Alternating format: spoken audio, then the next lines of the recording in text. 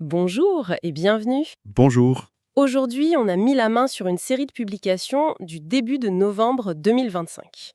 Et tout ensemble, elles dressent un portrait vraiment fascinant de Montréal. Oui, Et le pari qu'on fait, c'est de voir s'il y a un fil conducteur entre des projets qui semblent à première vue ne rien avoir en commun. Je parle d'une ferme aquaponique, du débat sur une autoroute, d'un nouveau festival pour enfants. c'est un excellent pari. Parce que ce qui se dégage, c'est une ville qui est loin de juste mettre des pansements. C'est ça. On assiste à une vraie remise en question. De ses espaces, de ses infrastructures, même de sa culture.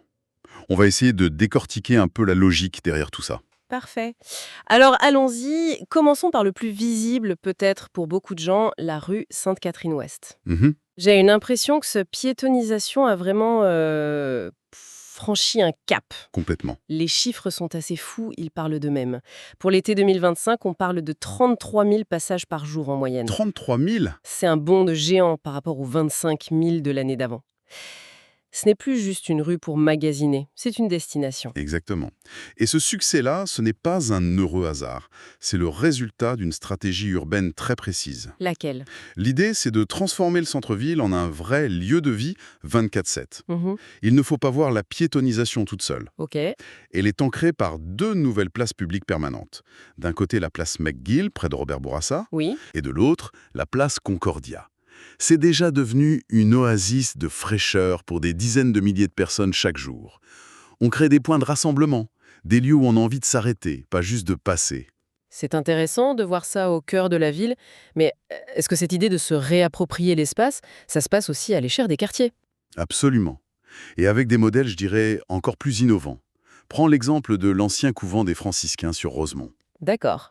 On prend un monastère, un lieu patrimonial, et on le métamorphose en un pôle communautaire.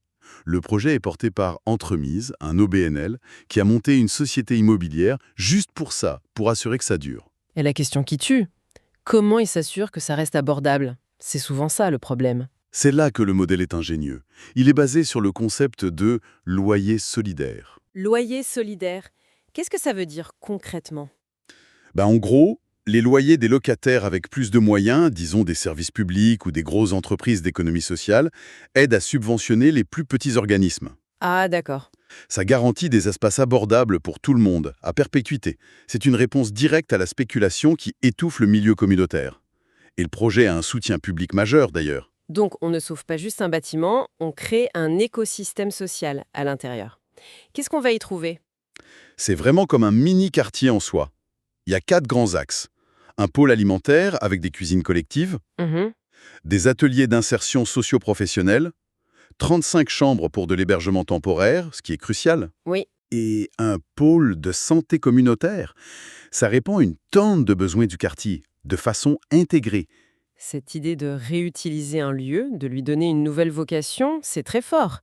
Et on la retrouve de façon surprenante dans l'alimentation. Ah oui. On ne bâtit plus des fermes juste à la campagne. On les installe dans d'anciens restos en plein Mile End. Oui, le projet d'agriculture du coin dans l'ancien restaurant Le Banc Public, c'est l'exemple parfait. C'est fou quand même. Une ferme aquaponique qui produit de la laitue, des fleurs comestibles, des micro-pousses en plein cœur d'un quartier super dense. Mais encore une fois, si on prend du recul, c'est pas une anecdote. Non, c'est la pointe de l'iceberg. C'est ça.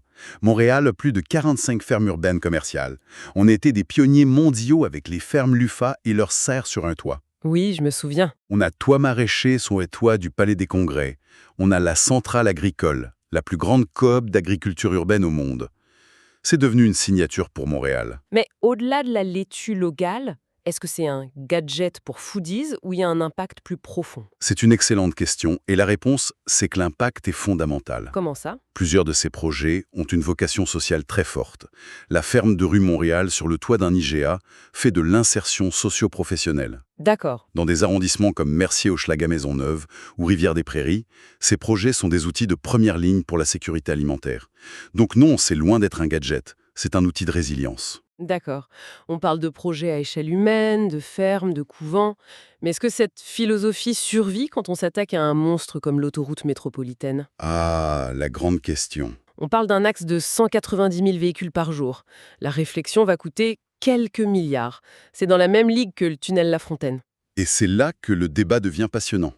On dépasse la technique de comment on répare le béton. La vraie question, c'est est-ce qu'on reconstruit à l'identique en gardant cette énorme cicatrice qui coupe la ville en deux? Ou Ou est-ce qu'on profite de l'occasion pour avoir des idées de grandeur? Certains regardent ce qui a été fait avec le Palais des Congrès, où on a réussi à envelopper une infrastructure lourde dans un geste architectural. oui, mais attends, je comprends l'idée d'embellir la cicatrice, mais est-ce que c'est vraiment la bonne question à se poser? On parle de milliards de dollars là. C'est Cet argent ne serait-il pas mieux investi dans des alternatives pour qu'il y ait moins de voitures sur cette autoroute, plutôt que de simplement la rendre plus jolie? On dirait qu'on s'entête à embellir un problème au lieu de le résoudre. Et tu mets le doigt sur le cœur du débat public actuel. C'est ça qui est nouveau. Ah oui? Il y a 20 ans, ça aurait été une discussion d'ingénieurs. Aujourd'hui, c'est un débat de société. Les deux visions s'affrontent. Celle qui dit qu'il faut maintenir la fluidité et celle qui dit que chaque dollar dans le béton est un dollar qui n'est pas investi dans le transport collectif ou le vélo. C'est un choix de société finalement? La réflexion de la métropolitaine, ce n'est plus un projet d'infrastructure. C'est un référendum sur le visage de la ville pour les 50 prochaines années. Pendant qu'on débat de l'autoroute, il y a une autre infrastructure de transport qui, elle, ne fait pas débat. Le rêve, le réseau express vélo sur Saint-Denis. Ah, ça, c'est un succès. Les chiffres sont éloquents. Plus de 1,5 million de passages en 2023. C'est une des pistes les plus achalandées en Amérique du Nord. Et l'impact va bien au-delà du nombre de cyclistes. Ça change l'écosystème de la rue. Des études montrent un effet fascinant. Les cyclistes dépensent peut-être un peu moins à chaque visite, mais ils viennent beaucoup plus souvent. Il favorise le commerce de proximité. Exactement. Le rêve sur Seine-Nid, ce n'est pas juste une piste cyclable, c'est un outil de revitalisation commerciale. Ça prouve que quand on offre une infrastructure de qualité et sécuritaire, les gens l'adoptent massivement. On voit que les infrastructures ont un impact social direct. Et c'est peut-être encore plus évident pour un projet comme le nouveau centre sportif de Montréal-Nord. Oh oui. Attendu depuis plus d'une décennie et il se concrétise enfin. Oui, avec un investissement fédéral de presque 40 millions. Mais l'impact de ce projet ne se calcule pas en argent. Il faut comprendre le contexte. Montréal-Nord a produit des athlètes de calibre mondial. Lugens-Dort en NBA. Joël Anthony avant lui? Exact. L'Olympien Claude Ferrac. Ces athlètes se sont développés dans des infrastructures déficientes. Ce nouveau centre, c'est un message incroyablement puissant envoyé à la jeunesse du quartier. C'est un symbole. C'est leur dire on investit en vous, on croit en votre potentiel. C'est un outil de fierté, de cohésion. C'est fondamental. Après tous ces chantiers, parlons un peu de ce qui fait vibrer la ville, culturellement en novembre. On sent l'ambiance des fêtes qui s'installent, avec les marchés Jean Talon et Atwater, le grand marché de Noël sur la place des festivals. Luminothérapie. Oui, mais il y a aussi une grosse vague culturelle internationale. C'est une période de l'année particulièrement riche. On a des piliers comme le Festival du monde arabe. Il y a le festival de films Cinémania qui, cette année, met un focus exceptionnel sur le cinéma marocain. 16 longs métrages, ce n'est pas rien. C'est énorme. Et bien sûr, MTL à table, qui fait courir tout le monde dans 150 restaurants. Ça cimente la réputation de Montréal comme capitale gastronomique. C'est un agenda impressionnant. Mais dans tout ça, est-ce qu'il y a une nouveauté qui sort du lot? Quelque chose qui signale une nouvelle direction? Il y en a une, et elle est très significative. C'est la toute première édition de la Mèche Courte. La Mèche Courte. C'est un festival international des arts vivants entièrement consacré au jeune public, de 2 à 17 ans. Et ce n'est pas anecdotique. Pourquoi? Parce que le festival n'est pas relégué dans des petits lieux. Il investit des institutions majeures comme la Maison Théâtre, Tangente. C'est un geste fort qui montre un engagement profond envers la culture pour la jeunesse. C'est tellement important. On sort de l'idée que la culture, c'est juste pour les adultes. Exactement. C'est dire que la création artistique, le dialogue avec les créateurs, ça commence dès le plus jeune âge. Le projet est maintenant jugé à l'aune de sa contribution à la qualité de vie globale. C'est exactement le fil conducteur. Que ce soit dans la ruelle, au centre-ville ou dans les débats sur les plus grosses infrastructures, on sent une volonté de créer une ville plus résiliente, plus inclusive et surtout pensée à échelle humaine. On ne veut plus seulement que les choses fonctionnent. On veut qu'elles fassent sens dans le tissu urbain et social. C'est un changement de paradigme assez profond. Et pour terminer, ça nous laisse avec une pensée pour la suite. Les sources décrivent les plans, les budgets, les constructions. Mais une question cruciale demeure. Comment le tissu social des quartiers va s'adapter à tout ça ?